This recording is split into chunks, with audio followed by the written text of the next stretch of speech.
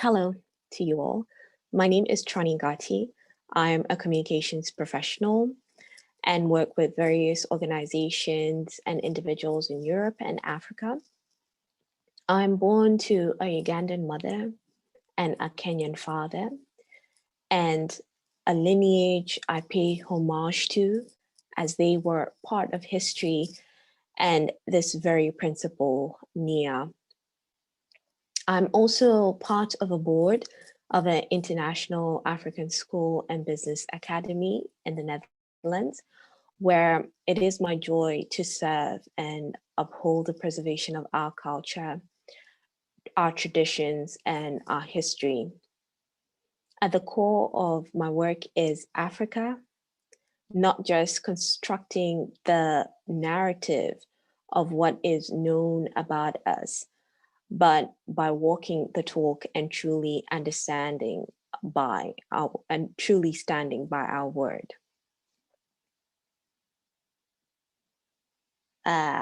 Take 3. Hello to you all. My name is Trani Ngati. I am a communications professional and work for various organizations and individuals in Europe and Africa. I am born to a Ugandan mother and a Kenyan father, and a lineage I pay homage to as they were part of history and the very principle, Nia. I'm also part of the board of the International African School and Business Academy in the Netherlands, where it is my joy to serve and uphold the preservation of our culture, traditions, and our history.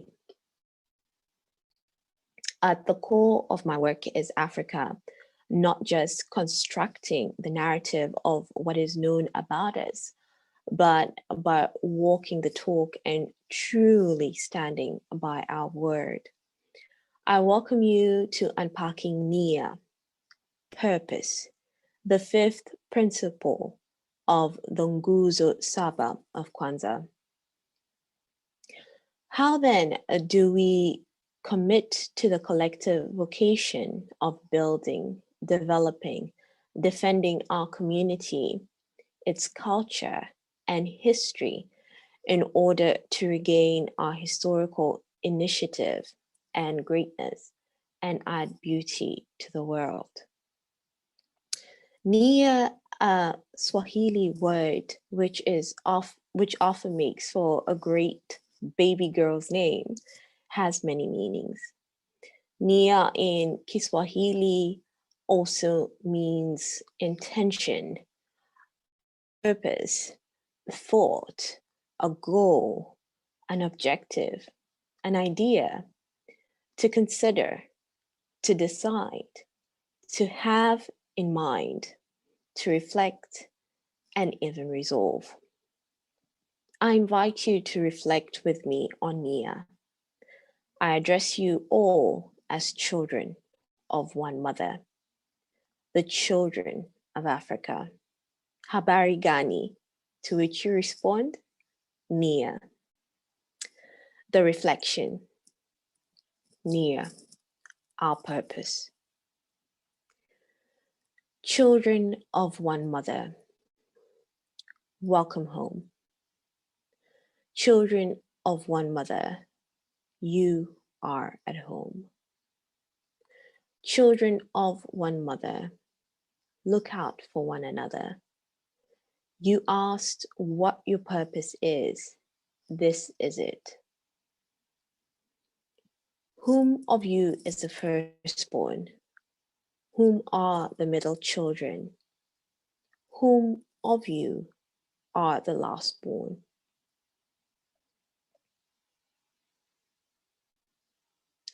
You all have a duty. All of you are my children. I love each one of you the same. Have you lost your way? Have you felt unloved? Have you felt abandoned? Today, I say sorry. Today, I say there are many dynamics to what you know. Your history cannot be learned in one day. Your pain cannot be healed in one day. Your purpose is to know thyself.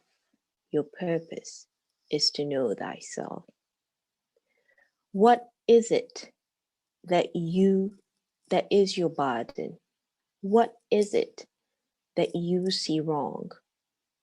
What is it that you grow not tired to mend? That is your purpose. Children of one mother. There is no head, there is no tail. Children of one mother. There is no beginning, there is no end. Children of one mother. Though scattered across the world, your blood is thicker than water. You will find your way home. Every river has its source, and children never get lost. Children are found. Your purpose is in your name. Your purpose is in your hands. Your purpose is in what you see. Your purpose is in what you hear. There is no limit to what you can do. There is a limit as to what you choose to do. You set the boundaries. You open the doors. You are the main act in the equation. What is it that causes your blood to boil? What is it that you find joy in? What is it that is healing? What is it that causes your sister, your brothers, your children, our people no harm? That is the purpose. Your purpose is enormous. Your purpose is to make sure those around you are well. What is well? Well is of the mind, well is of the soul, and well is of the body. Well is all around you. Who among you is not well? Who among you lacks nourishment, the love of me, your mother? Step in, that is your duty. Step in, step in. Don't give handouts. Work together. Don't criticize unless you are perfect. Hold your tongue in place. Think as to what you want to cause into existence and create it. That is your purpose. Rewrite your history. Write your now. Mold. Each one of you has an assignment. Do not go to bed before knowing how 5 of your siblings have spent their day. There is nothing like busy. Too busy to inquire how your brothers and sisters are. That is your purpose. Let each family member do something in the house. In so doing, the house will stand. Children of the same mother, today is your new day. Do that which you were born to do. If you aren't sure, ask yourself this: have I failed you, or have you failed me? Where that answer hangs in the balance, pick it up. That is your purpose. Purpose shows up when you decide a course to take. Purpose shows up when you would rather do the duty you give yourself other than what is expected. Purpose is yours to discover until you join the stars, to which there is no beginning and no end. You are timeless.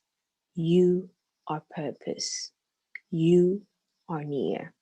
Intention. What you will, wills you. In case I lost you in this conversation, remember this Ugandan proverb. Though pots and the wooden cooking stick may argue in the kitchen, they all show up to cook. That is your purpose. Show up and cook in the great fire of life. Asanteni. Thank you. Habari gani? To which you respond, Nia. And keep it moving.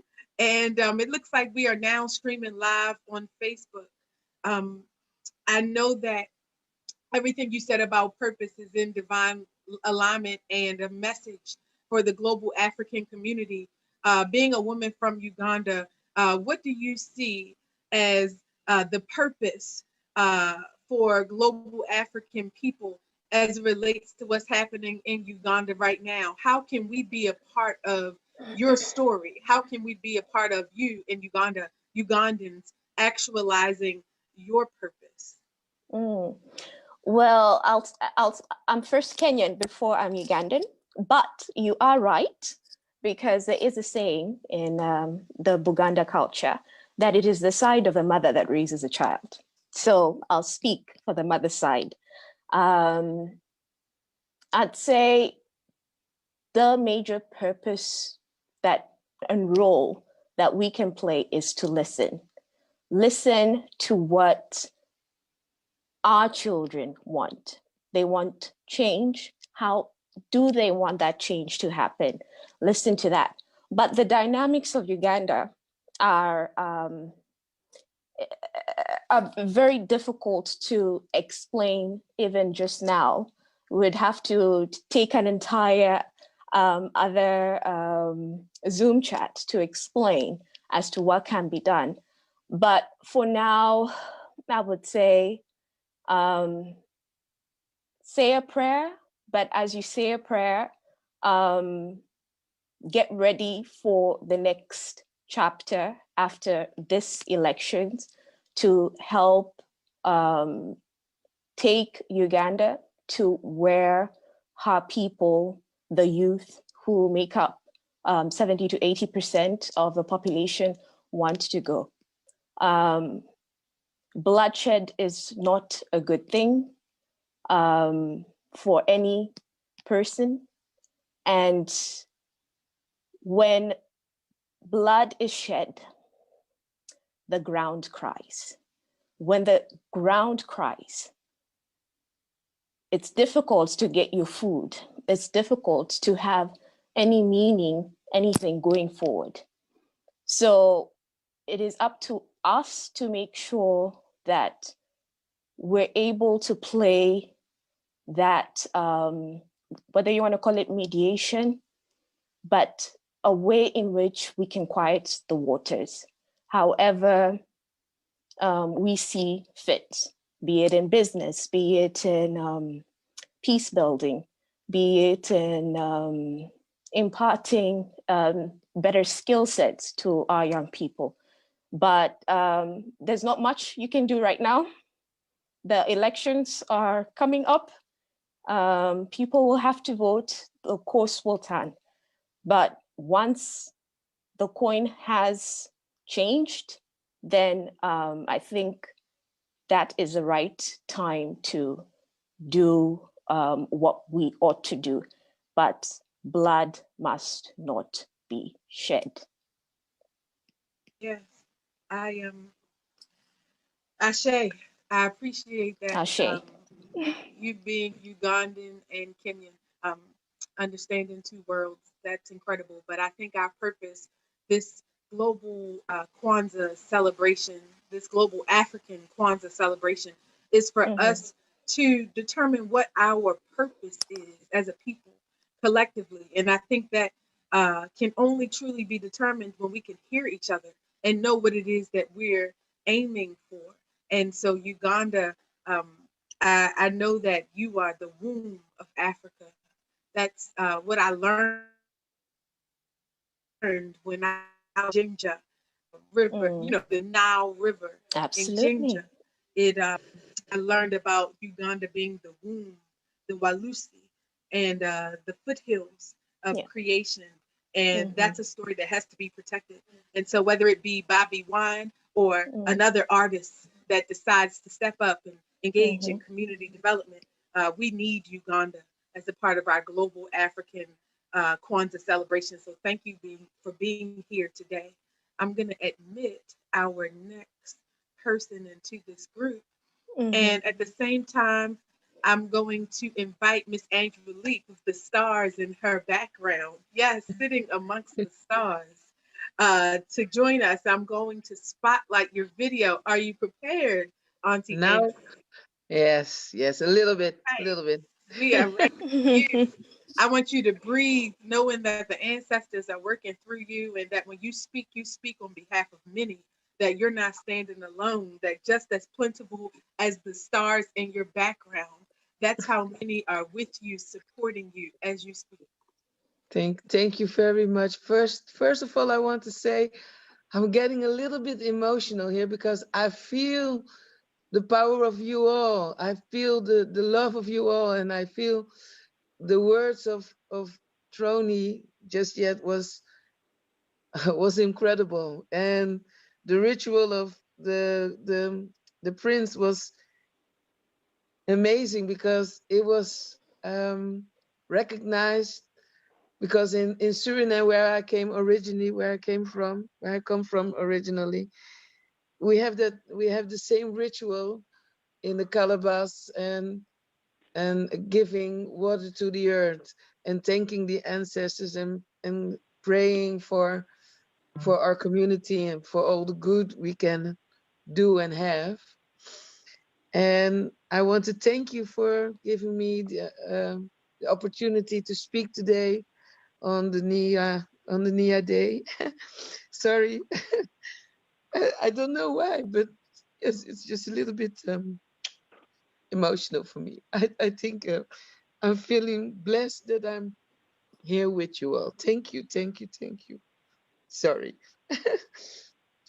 So, first of all, I want to speak about to you about my thoughts of the purpose of this generation. I'm more than proud of all the energy and all the life lessons and all the voices that this generation is letting us hear. Oh, we old people. For years, for centuries, we were saying we want a place at the table. And in my opinion, we got a seat. We were tolerated at the table after many pleas to be heard. But to be tolerated is to make a presence at the table, but needed to stay quiet. And this generation, may I say, what? Is to make a presence at the table, but needed to stay quiet. And sorry. And this generation, may I say, also a bit of my own generation, is demanding a seat, but also a meal. We want to be noticed, be heard, and be taken into the equation. And the next generation is learning us, Troni learned me today, that we also need to look at the quality of the meal we get served. For years, we are taught the Eurocentric way of thinking. We were taught that we needed to be saved, but who is saving who? And how are they saving? I think that our purpose now is to bring the realization that we have the power, the will, and the change to save ourselves. Mm. That we can stop thinking that anyone, is better than us, than ourselves.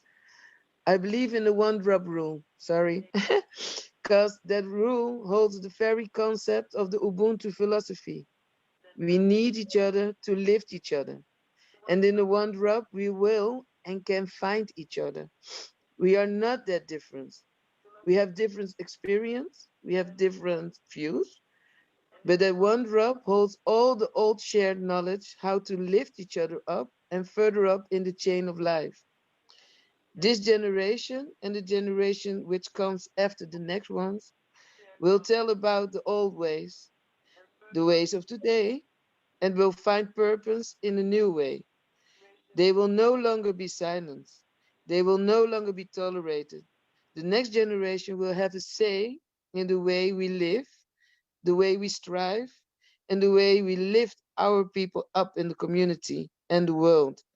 The purpose of the next generation is now to be awesome, to be strong, and to get back the power of wow and create a world where we all have an equal purpose of being awesome, being great between the stars. That's what I wanted to say. Sorry. All beautiful, all so beautiful. We give thanks indeed.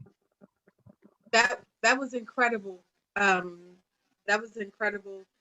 Um, it's so important that we understand that this conversation is continual, determining our purpose, maintaining our connection. It's a collective effort.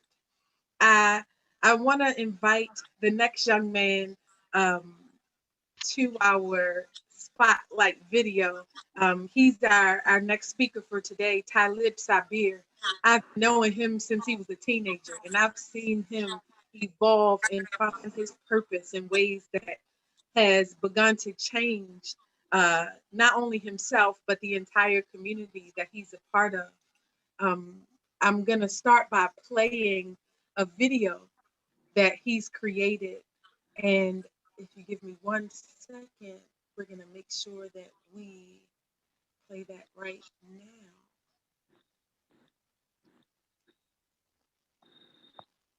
Bear with us, family.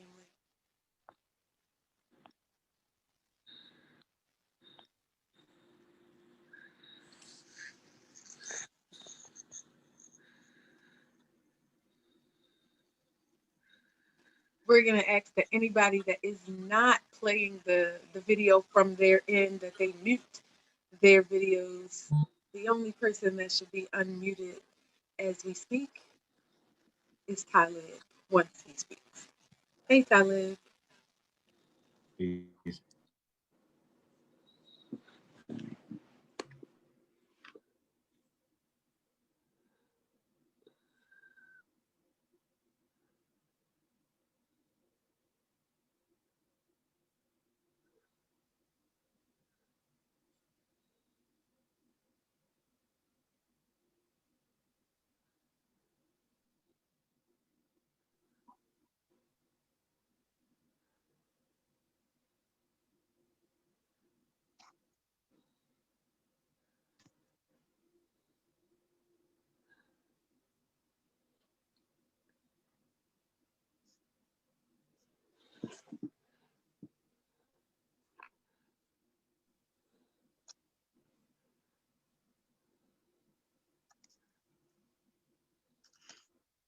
All right, family. It looks like we're waiting for Ishmael to play the YouTube video.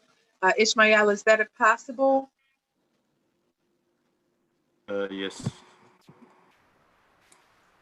All right. Asante Sana.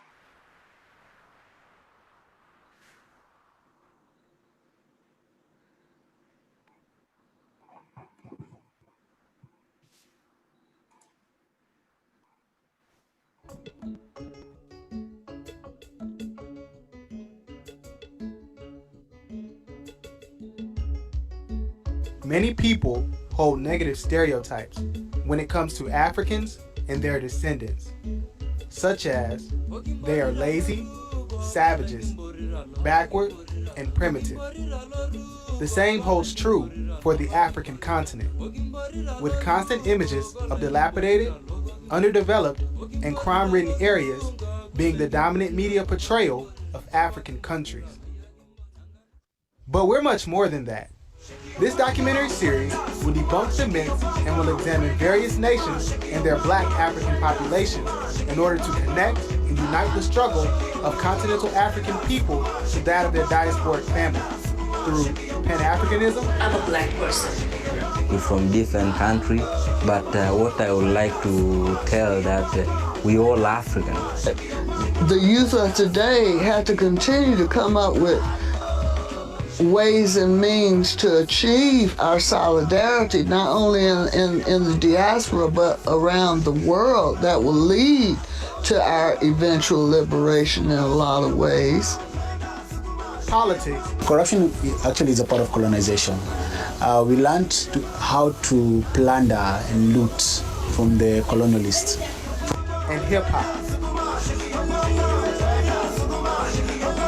I mean, hip life is, I invented hip life. I wrote the 2 words. I came up with hip from hip hop and life from high life.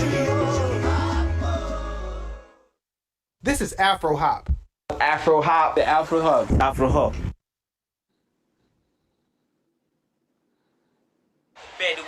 Got select them reach to see my dreams some food. Now mercy come true. You don't start married again, man. I say, yeah, I do. If you want, you gotta see it with a clear view. Get sure that she draw and bless me like I said I'll chew. In this vicinity, alone on the throne, just me and my soliloquies. Chill at the realest beat, cruise like Penelope, more like Morgan, a free man. You fit to see, fans want to find them, labels want to sign them. Atheists amazed like which God designed them. No gas, no glory, that's why I'm not fearing. I told him, don't worry, Mr. Bobby McFerrin, incidentally. Must have been the sense of me. Had me on smoke clouds, nobody can censor me. Say prayers in the garden, imagine Gethsemane. My energy remedies enemies making the friend of me. Ooh.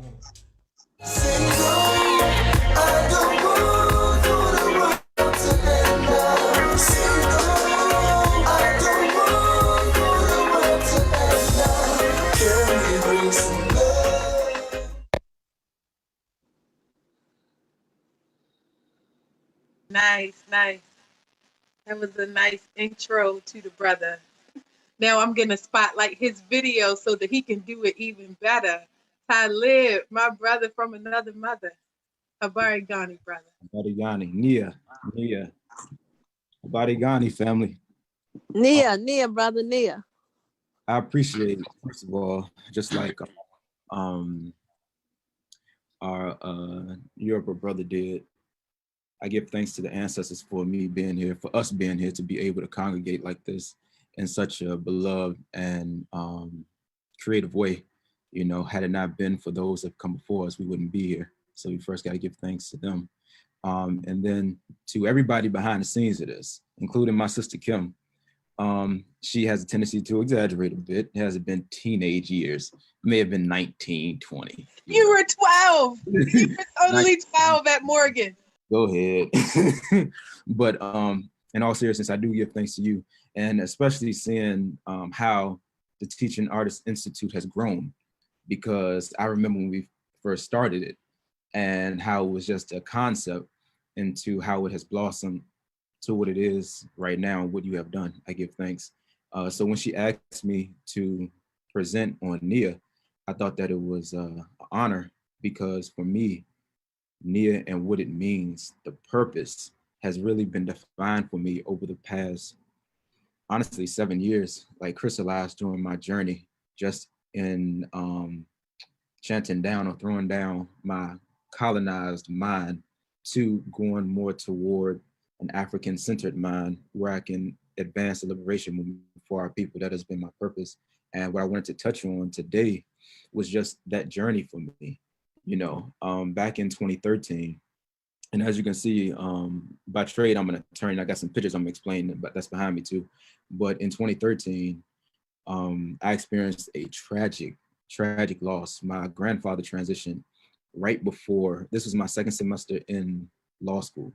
So it was right before I took finals, and he transitioned from, I think it was prostate cancer. And prior to him transition, I remember the last conversation I had with him. And at this time, I just wanted to be like a civil rights attorney, make some good money, and still essentially hold up the institution as I knew it then, you know, but just make some money on the back, some money while doing it. But also, if I can help some people out, then I'll do that. But at that time, I had an opportunity for 2 internships. I could have either took an internship on Capitol Hill, or I could have went to South Africa for an internship and study abroad. So I remember as I was conversing with him about this was the last conversation actually that we had. I remember him saying, or him, when I told him South Africa, I just remember how his face lit up. And for me, he didn't have to say anything else because I knew exactly what my answer was and what my decision should be. So at that point, I went to South Africa, to Cape Town in 2013. And there, it completely transformed my entire existence, because that was the first time that I was off the continent and off the American continent into African soil. And not only that, to be able to build with so many brothers and sisters who look like me. And then the particularized thing about South Africa is how their history has been extremely similar as it relates to occupation, as it has been for us here in the United States, or in the diaspora, I'd say. And as I traversed the country, I was able to build with the brothers and sisters on the ground. And I remember prior to me leaving, my loctician told me to take a video camera. So I took a video camera, and this was through Howard's program. So half of us that were on the trip were law students outside of Howard University, and then the others were Howard University law students. So during this time, I always give praise to my brother Farai, because he was the one that really helped to usher me into consciousness, because he was dropping the names of Patrice Lumumba, Robert Mugabe, Thomas Sankara, and some of the others, Kwame Nkrumah, who I didn't know at that time. So now I'm starting to learn about what Pan-Africanism is and what it means and how it relates to our struggle here in the United States. So as I was going around town recording and interviewing the family on the ground, I realized that there are more similarities amongst us than there are differences. So when I came back, I literally was like a new man on fire at the law school, because it's like I gained this sense of self and identity, something that I could ascribe to, something that I could relate to. And it solidified, or it started the wheels to turn to solidify exactly what my purpose is as it relates to the general population of African people. So that following year, I went to Ghana. And Ghana for me was more so spiritual than anything, because that was the first time that I've been to a place where it was hard to describe the feeling. Like it was as though my ancestors were there, you know, and they were calling me back. So the same thing happened after I got back from law school.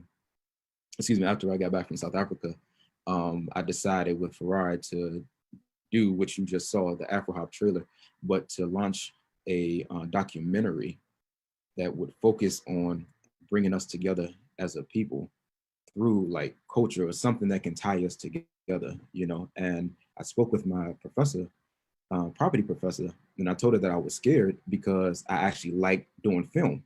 And this is going into my second year in law school. I'm already in some debt, you know, so I don't want to graduate the school without having something to produce from it. But she put me in contact with some folks that really helped to advance some of the stuff that I was doing in film. So I went to Ghana, and when I was there for 2.5 months. We had the study abroad program there as well. But I really had a chance to tour the city and build and start to really put those building blocks together to create that bridge between brothers and sisters on the continent and those here in the diaspora. So as I was doing that, again, I realized, okay, maybe this seems like something that really connects with me. It seemed the connections that I was making on the continent just came so effortlessly and so easily that I realized, I'm like, okay, this is what's up. This is really what I'm supposed to be doing. So I come back and I graduate in 2015.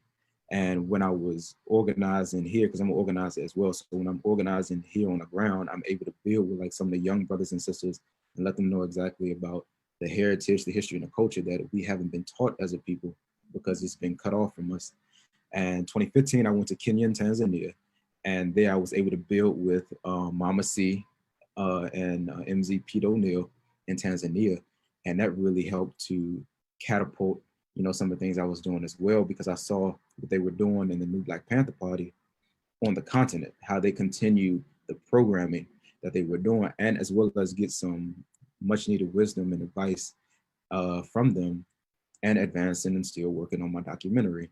And then that was 2015. So 2016, I went back to South Africa to work with the PAC in Joburg. And then 2017 to Uganda. So that's the pictures that you see behind me.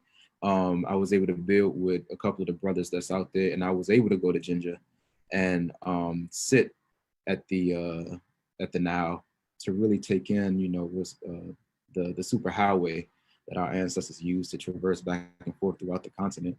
And then again, everything started coming together for me.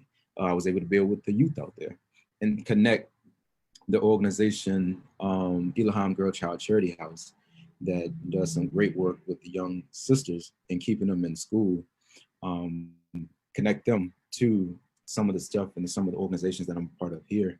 2018, I went to Brazil and back to Ghana. But in Brazil, I realized that I thought I was in Africa. But when I went to Brazil and Salvador, like that completely blew my mind because I had no idea they were so entrenched in the culture, like the African, they didn't lose it, you know, and it was a beautiful thing to see and to build with. And then last year I went to Peru and Lima and built with some of the brothers and sisters in Lima as well. And then this year we were in Tulum in Mexico. But throughout the entire journey, throughout the 7 years that I've been organizing, that I've been working and I've been coming to consciousness, it has really helped to solidify exactly what my purpose is. Because throughout everything that I do, be a film, even with being a lawyer now, representing my community, giving pro bono hours, doing the advocacy work within the community, being on the grassroots aspect of it, like literally taking away buildings from governments and stuff like that in order to advance our liberation, you know, as a people, has helped me to advance what it is that purpose that Nia represents as it relates to purpose. So I always give myself to my community and to my people to where I can be like a vehicle to whatever it is that we need to advance that. And then I'll end by saying this. One of the things that I always like to share when doing presentations is books, or our books, because books and reading is something that we have to do to continue to educate ourselves, to continue to improve and perfect ourselves. And it's two people in particular, or two books that I have here that I want to share with y'all. One is Unity and Struggle by Amilcar Cabral.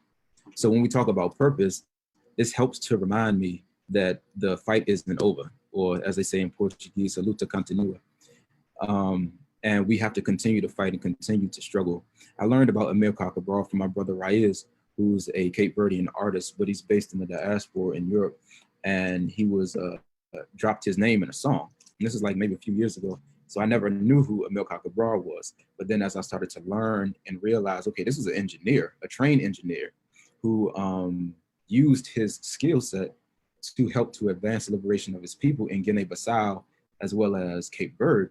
I can do the same thing as a lawyer, you know, as I'm operating in the purview of the legal field.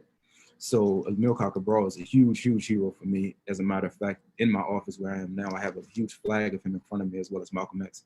And then this book here, Thomas Sankara, we are heirs of the world's revolution. This is like some of his speeches and everything. But of Burkina Faso, one of the strongest leaders that we've had on the African continent as it relates to independence and self-sufficiency, and just being independent from the system, you know. So with that, I stand on their shoulders. You know, I'm continuing to do the movement and do the work that they've laid down. And in the spirit of Nia, you know, I want to continue that and continue to share that and build the youth up so that way we can continue to advance the liberation movement. So I give thanks for you all, and I'll yield there. Thank you, Tyler. I feel like a lot of the work that you've done in the community space has really helped to elevate our collective purpose.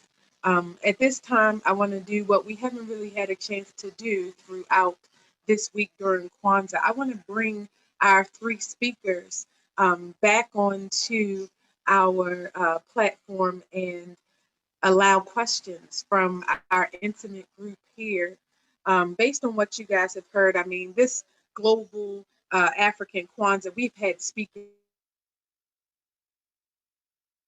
from India and performances as well as the Netherlands and Germany.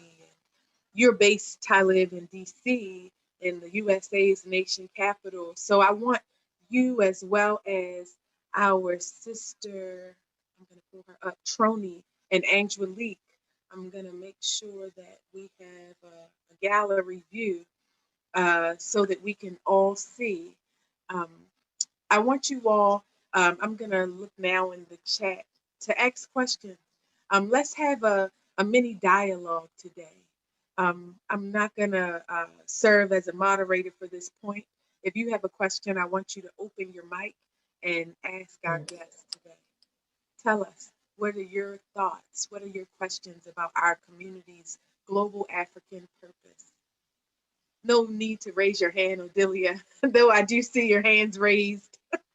Yes, that's our leader of the International African School. Shout out to you, the brainchild and visionary behind this work.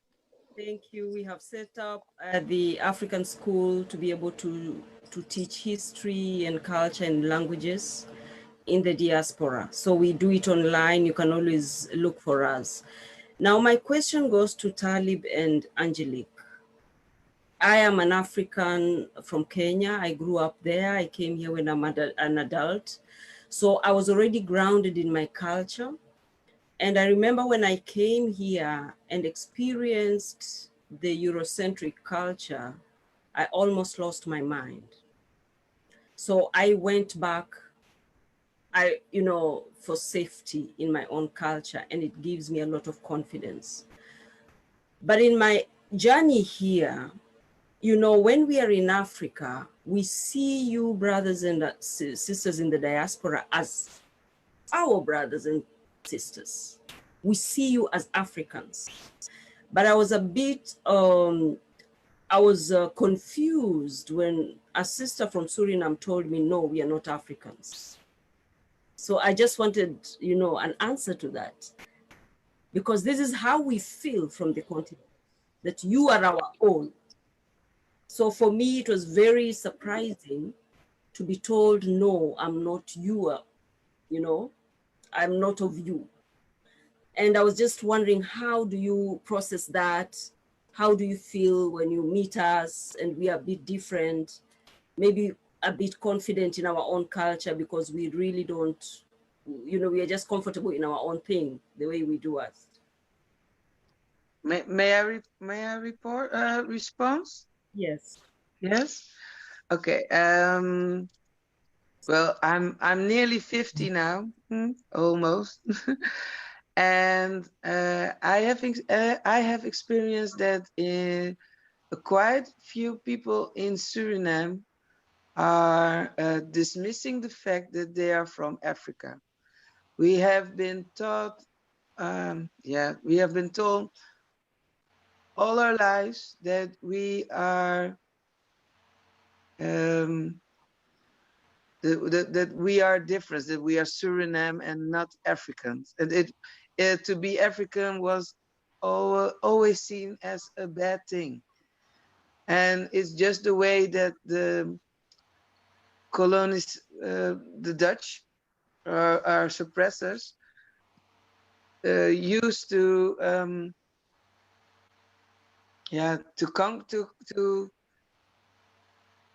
to break our mind, because if we don't belong to Africa, we don't belong to Suriname, we can only belong to the Netherlands.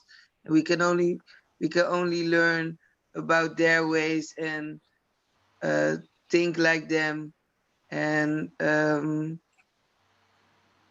yes, and we must decolonize our minds, and that is a big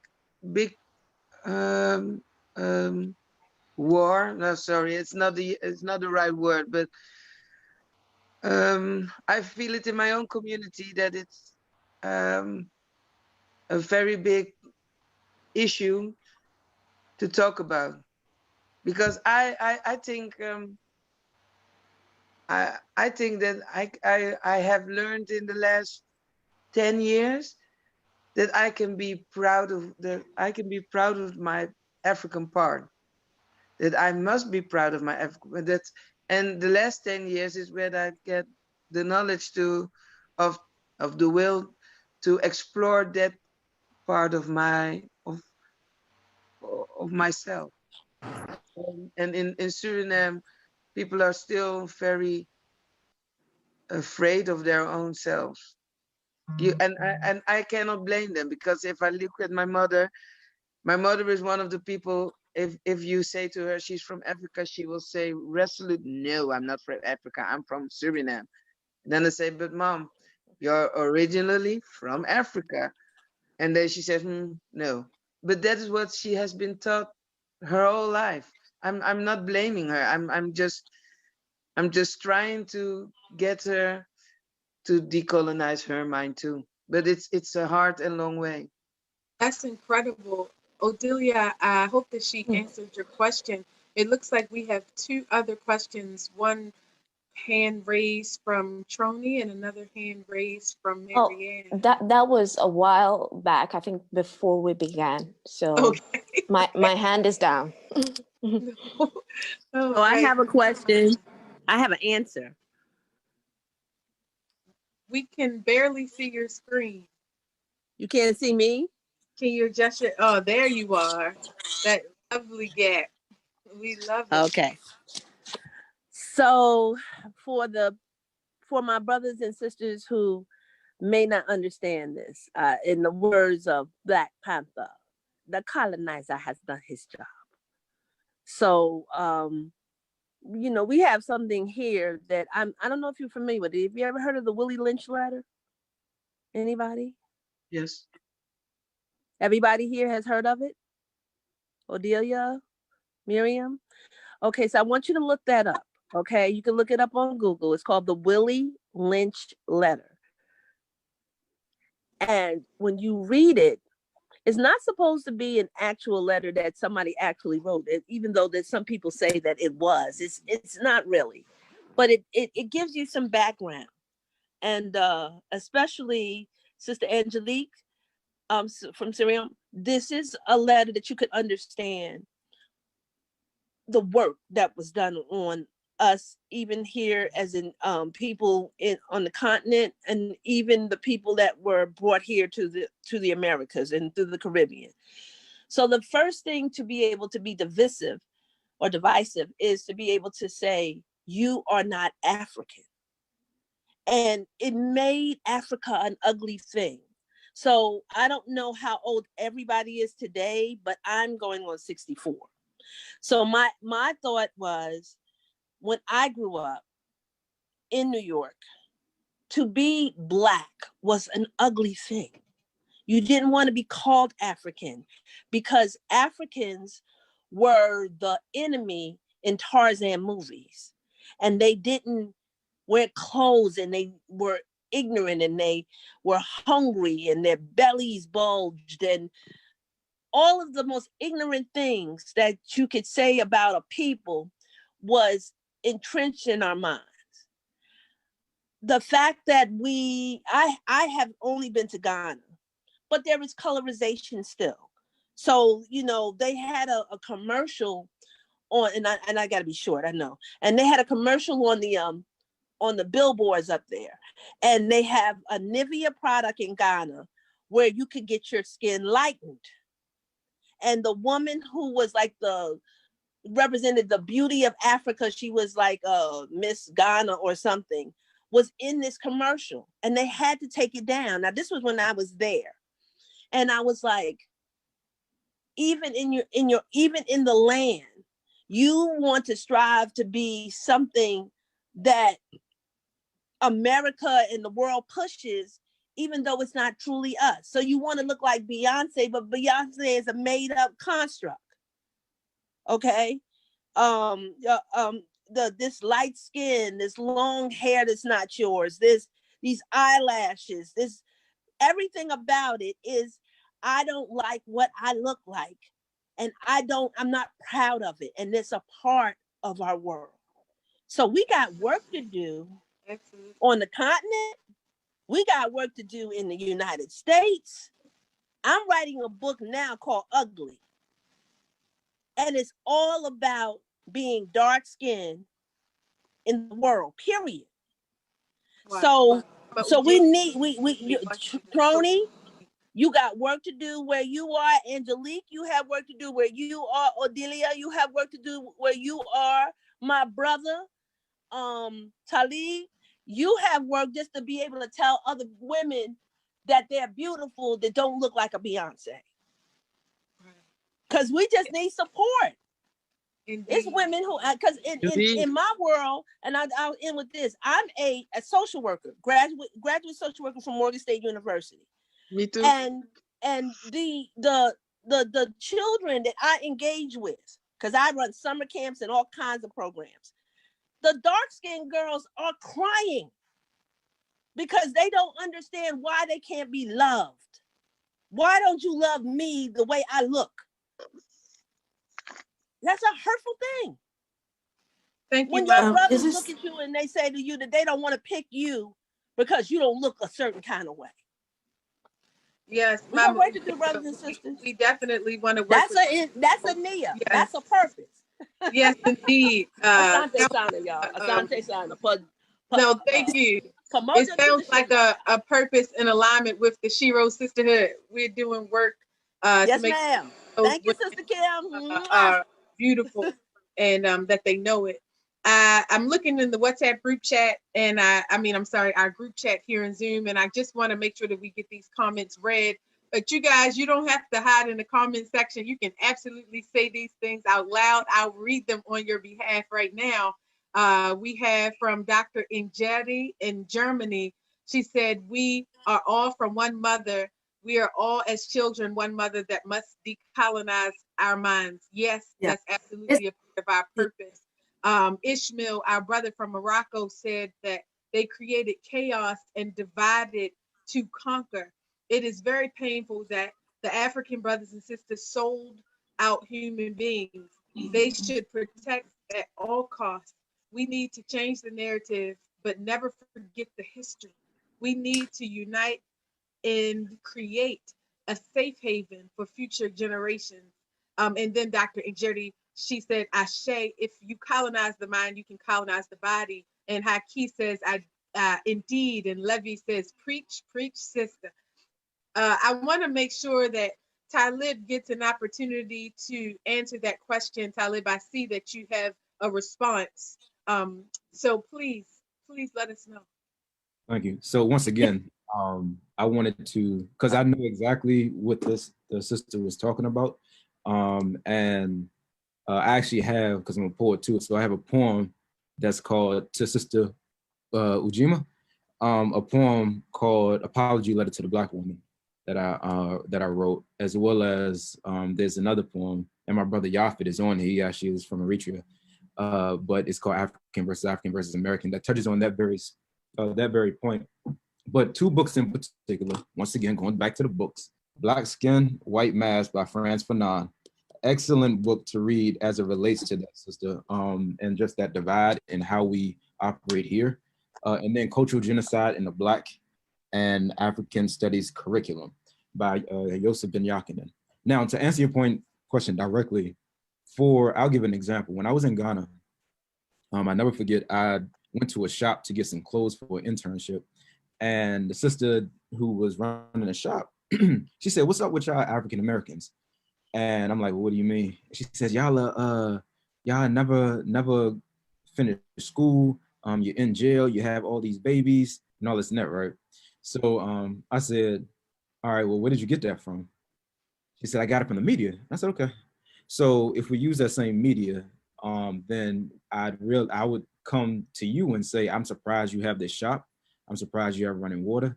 I'm surprised that you AIDS isn't running rampant in this country." You know, things of the kind. And it was at that point that she realized that the media has a strong play into how things are and the divide that happens, along with policy, international policy, as well as domestic policy, that wants to divide us Africans in the diaspora from those on the continent. And you have to understand, we've been in this battle since what, Prior to, for a good 6,000 years, Africa's been under siege.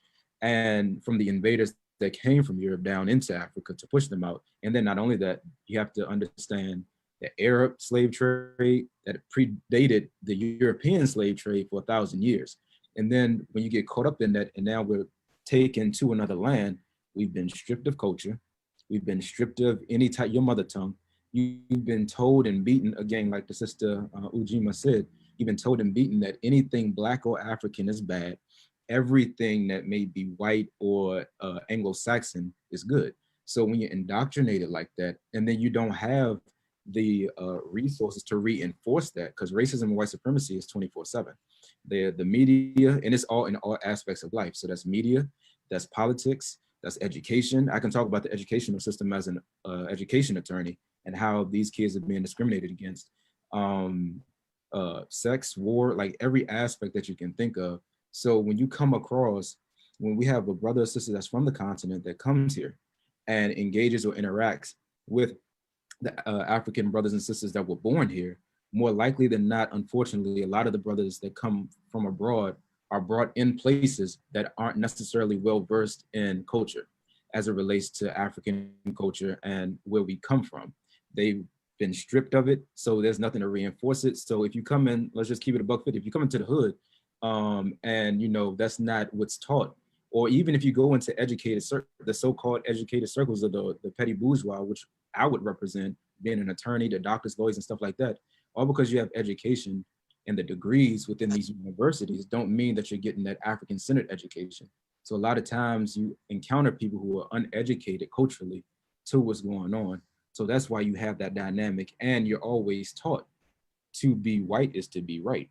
So why would I want to attach myself to something that seems to be dilapidated, seems to be always in war in the images that they project? And I think that's what happens. And because we've been beaten in the head, remember, this isn't just 400 years. This is thousands of years worth of work that we've had to kind of pull ourselves up from.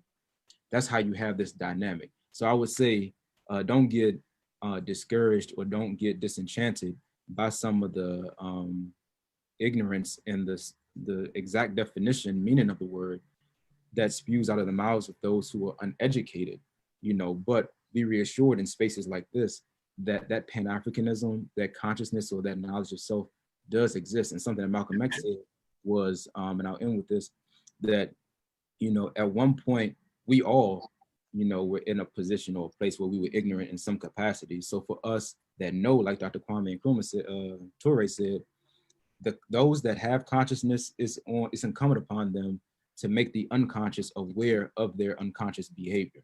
So we have to continue to make our brothers and sisters aware of their unconscious behavior, and that will assist us in being able to bridge that gap.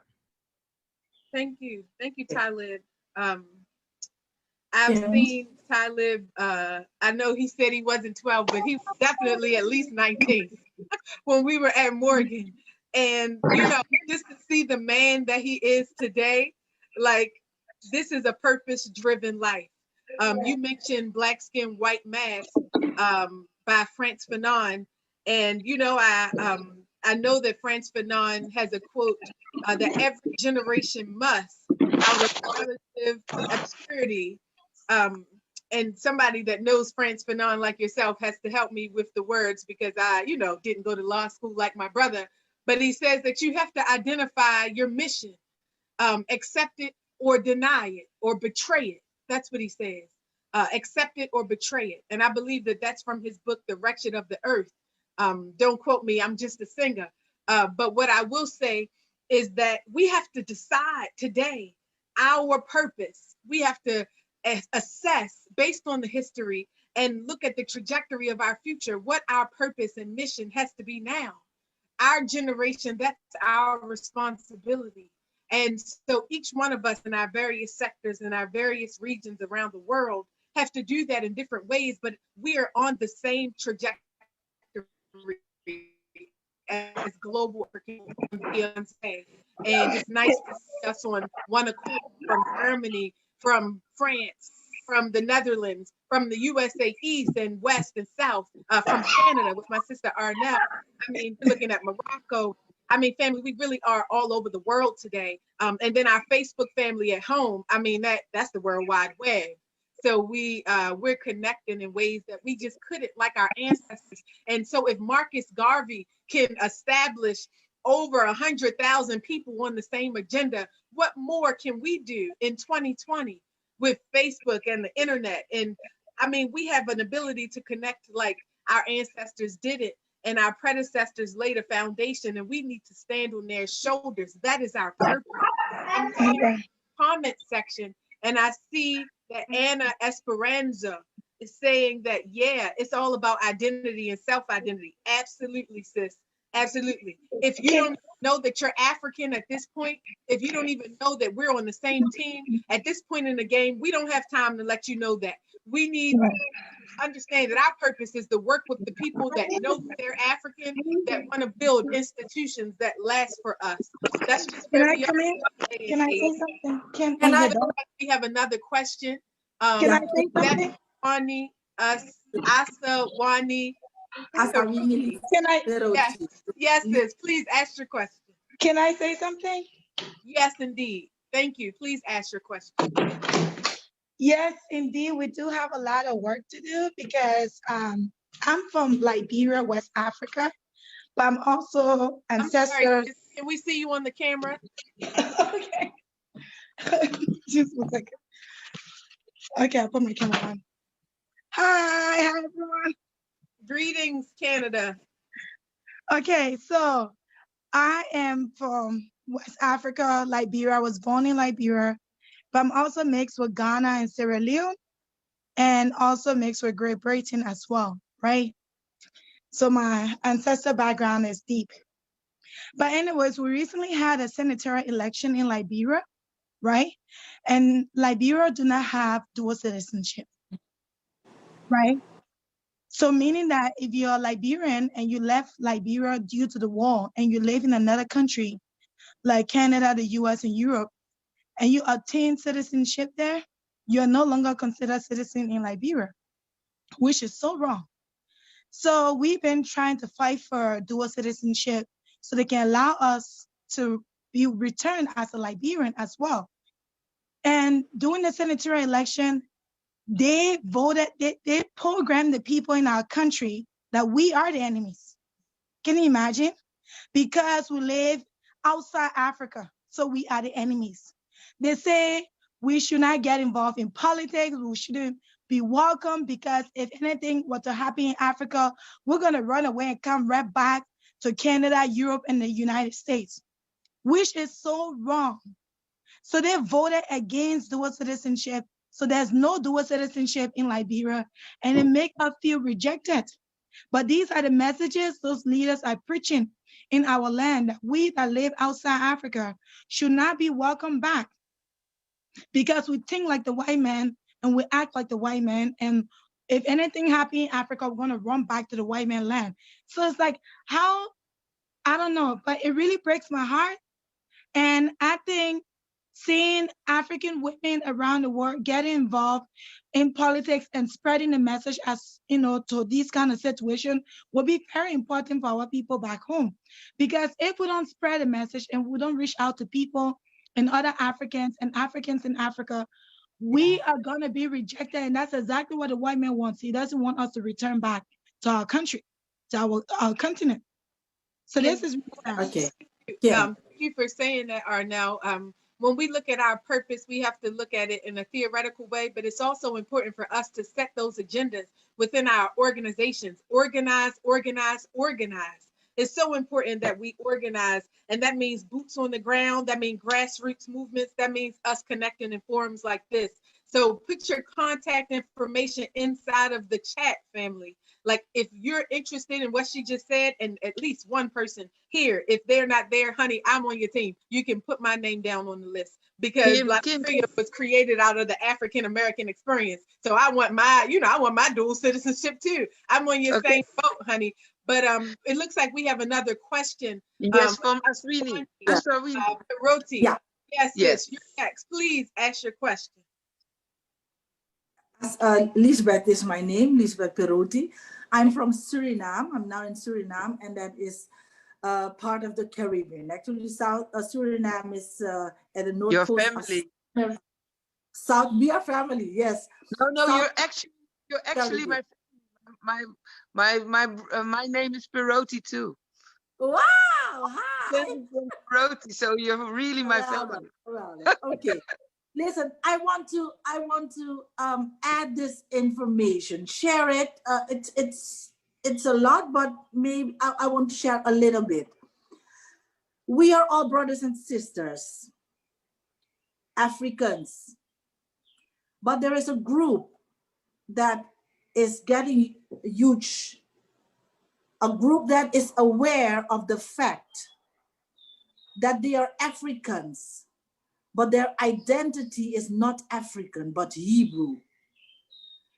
There has been done a lot of research that the Africans who were enslaved and were brought to the Caribbean and South America, where it was an African group, but they had another identity.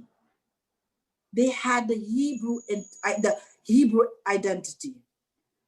Those Black people were sent to the world to become enslaved. So there are two groups. It's true. Sometimes when we say we feel difference and even Black people have their fights against each other and we don't like this and we don't like that. We are different, that's true. But in that kind of difference, we are searching for brother and sisterhood. It is a fact that there are Africans who do not have the African identity. There is a group of Africans who have a Hebrew identity. And that is something we have to be aware of. Absolutely.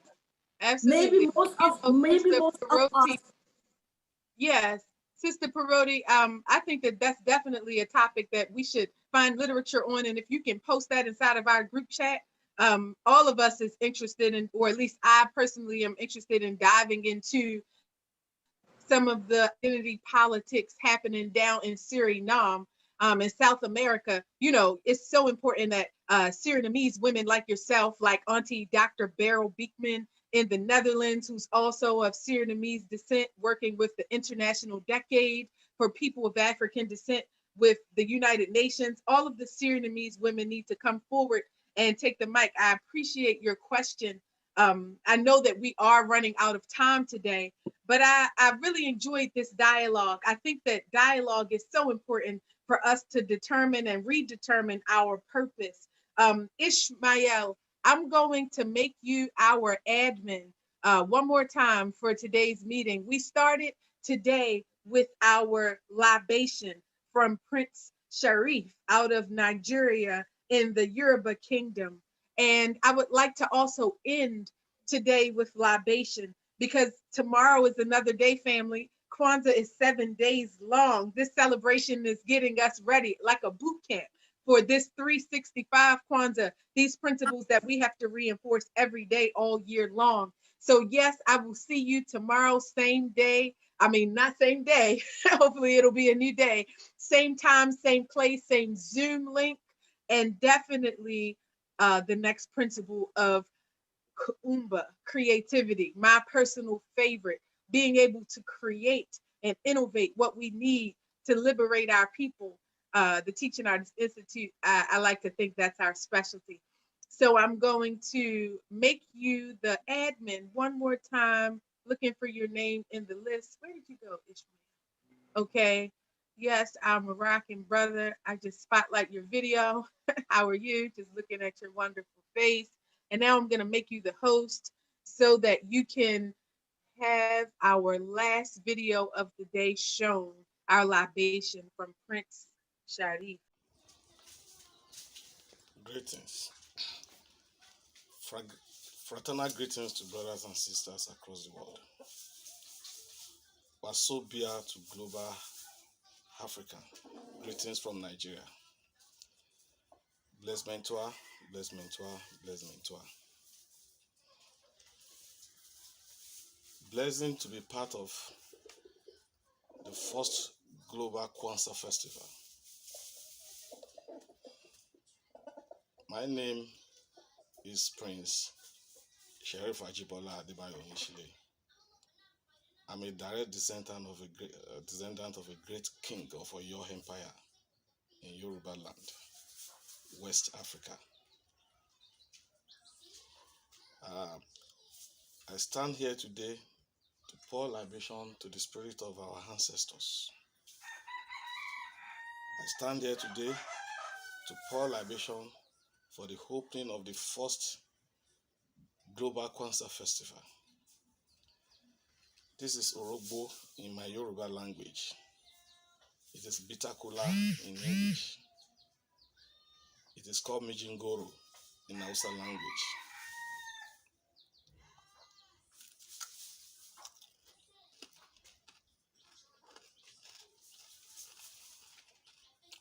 I pour this libation to invoke the spirit of African ancestors to bless all African people across the world. I pour libation to the peace of Black people across the world. I pour libation to the success of all Black people across the world. I pour libation to the advancement of African cause. I pour libation to the victory of African people over the evil machination of the white supremacists and all African enemies. I stand here today pouring this water as a libation to invoke the spirit of our ancestor, because water have no enemy. From the sunrise to the sunset, from the north to the south, water have no enemy. Everybody must embrace water. Everybody must embrace Black people across the world. We must continue to proceed, to prosper. Black people must continue to succeed. Black people must continue to reprocreate by the power and the spirit of the ancestors, I pray.